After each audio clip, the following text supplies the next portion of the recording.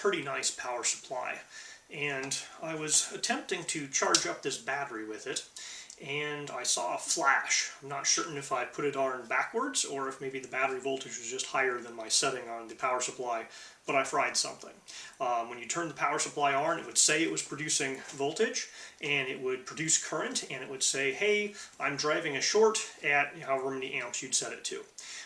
So something had shorted inside the power supply. As it turned out, it was a diode, probably a reverse polarity protection diode, that is across the positive and negative outputs on the power supply. So it was a relatively easy thing to replace if you knew where to find it and how to get it out and to test it that this was actually the problem. So I'm going to show you how I did that. Alright, I messed up my Tektronix power supply somehow. I have it set for 12 volts, quarter amp. When I turn it on, it drives the full quarter amp, but the voltage on the output is very little. Very little. So it's like these guys have been shorted together internally to the unit somehow. So we're going to have to take it apart. Okay, so these two guys here are driven by that little board in there. And I have disconnected that board from the rest of the boards, and the behavior is still the same. So the problem is not caused in here, it's somewhere on that giant board down there. Now I'm looking for an easy fix, so I'm hopeful maybe this diode here got blown. But to get access to that board, I'm going to have to take the back cover off. This guy's pretty easy, it just has 2 screws, it comes off. I'm going to need some security bits to take that guy off. I'm hoping this guy kind of pulls out on wires, we'll see. And I'm going to have to get these 2 screws here for that back panel. Alright, so yes, this screw, the cover and screws here, and that screw, and this panel will come off and rotate. The power there is hooked on by a couple of wires. There's a white plug down there for the red and the black. The ground one goes to the center, just goes right to the case. I think I can just turn this sideways when I take that plug out. Alright, so yes, once I took this plug out, I can swivel that to the side. Looks like this top board is connected only by these 2 ribbon connectors. There doesn't appear to be anything else connecting it across down there. The bottom board, which is attached to this giant heatsink, there's these screws on the back for the heatsink, and potentially some few other things that I'll have to take out. Plus, it has some connectors here and all of the connectors to the giant transformer that are holding it in. Alright, this top board had 2 ribbon connectors and 2 of these self-threading screws that went into the plastic offsets here and here, and then after that it just pops right out. So that was easy. And now we have better access to the main board on the bottom. Alright, the front power switch is mechanically connected to the actual big switch in the back here via this connector. I was able to twist it out by giving a little extra space by twisting the screwdriver that way, and then I used a different smaller screwdriver to push this part here back to get that switch disconnected from the pusher lever bar. Alright, all the connections from the transformer to the main board just pulled out, so I got this long guy here out of that J1 connector. These guys here are on that J103 connector, and then the 4 black cables here were down underneath there on that connector down there by the big capacitor.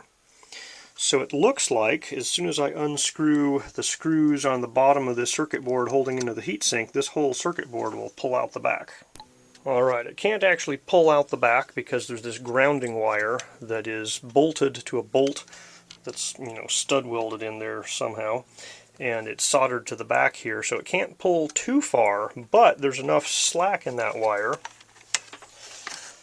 that if you slide it, there's a little groove that'll go in here, and then you can lift it out this way, which gives you enough access room to undo that bolt. Alright, now we have the board on the bench, so we can actually access both sides of that diode to test it. Alright, so as I suspected, there is definitely a short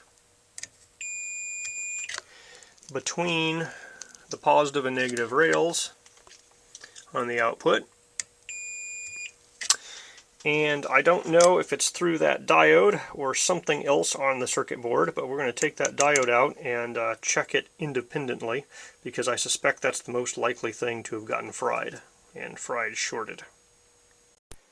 Alright, my initial suspicion was almost certainly correct, because these rails are not shorted without that diode in there. And the diode, which is only supposed to conduct in one direction, conducts in both directions, which is not something you want a diode to do. So now I just need to figure out what type of diode that is and how I get a replacement. Okay, DigiKey to the rescue. A 1N5408 diode is a general purpose 1000 volt 3 amp diode. I probably could have thrown something from my supplies in this thing, but since it's a pretty nice power supply, I was willing to wait 4 days to get the exact correct replacement part. Alright, so the bad diode conducts in both directions because it's shorted open, or shorted closed, I guess. The good diode does not conduct in one direction and has a 0.5 volt drop in the other direction. Okay, so this ring around that hole means the body of the diode should be there, and this line here means that the line should point to the other side. So we're going to put it in just like the one we replaced.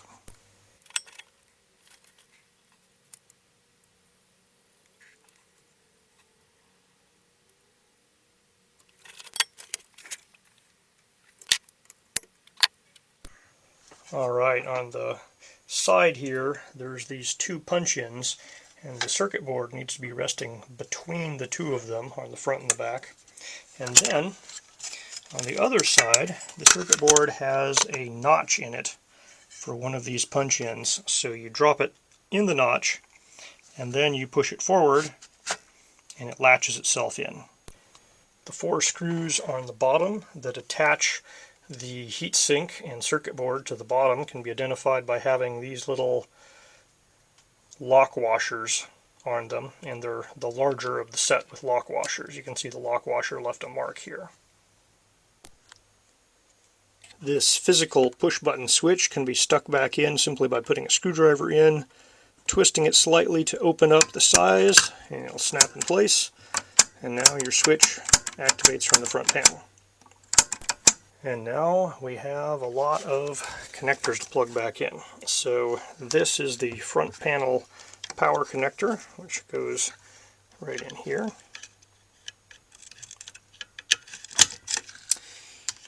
We have this connector here, and if you notice, it has 2 little keys that go into these 2 things here, so you want to make sure you put it in the right way. Although it looks very symmetrical, but it won't go in the right way. The wire colors are symmetrical. Then this connector here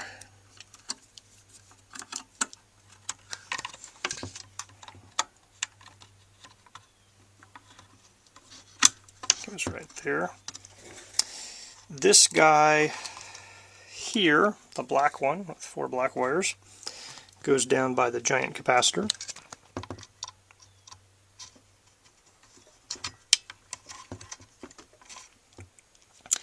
These 2 ribbon connectors are saved for the top board,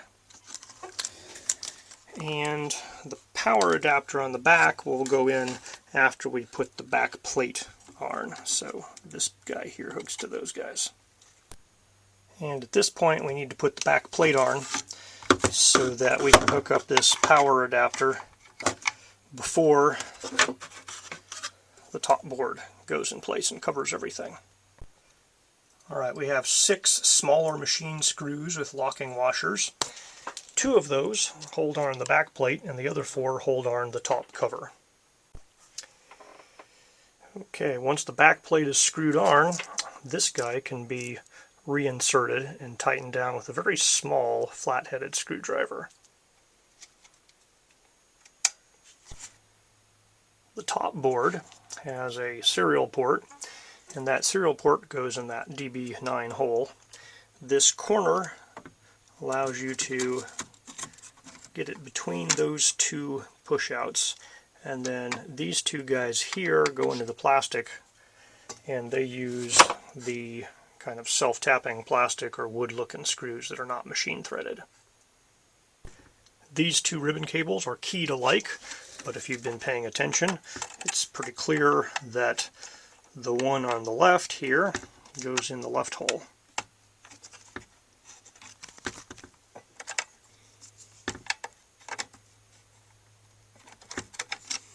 If I can get enough leverage with one hand.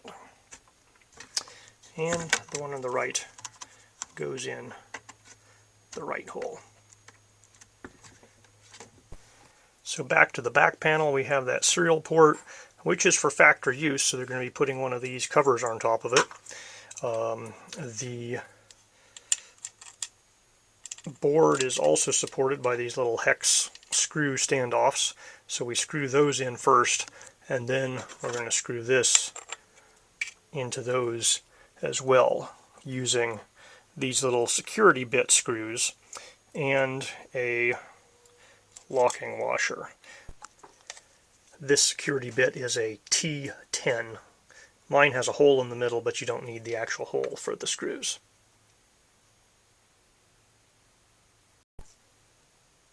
This is where I hope the only problem was the shorted diode. Alright, we are at 12 volts out, and it's not driving a short, and I'm getting basically 12 volts out, so I think we're good to go. Alright, I am now driving a short 0.25 amp, and my meter says 0.25 amps. So I found removing this front rubber piece made it a lot easier to slide the case back on and line up these 4 holes that are going to take our last 4 screws.